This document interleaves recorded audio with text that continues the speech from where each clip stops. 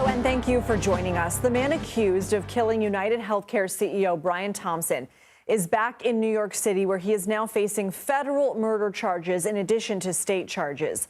Luigi Mangione appeared in a federal court in Manhattan Thursday after he was extradited from Pennsylvania earlier in the day. His attorneys did not seek bail, and he did not enter a plea.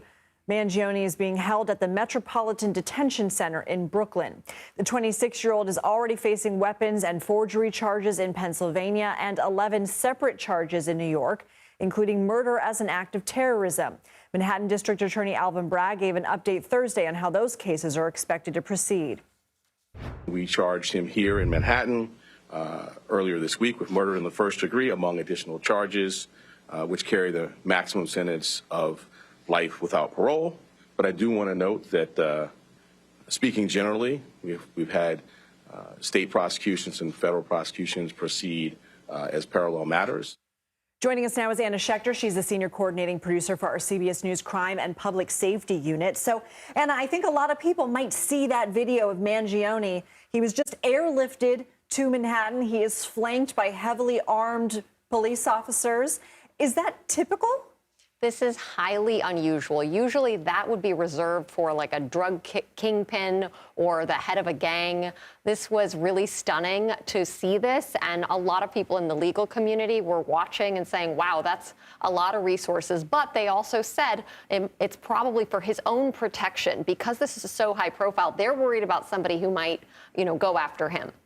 So Mangione's attorneys told the federal judge in New York Thursday that the charges against him are, quote, highly unusual. And his lawyer said the federal and state charges raise serious constitutional and statutory double jeopardy concerns. What are the charges, and why would the lawyer be arguing that they're unusual? Is there any merit to that? Well, what she's saying is that these are divergent theories of the case, like the legal tracks are totally different. So the Manhattan District Attorney is charging on terrorism charges, which is one thing, inciting fear and terror in the population.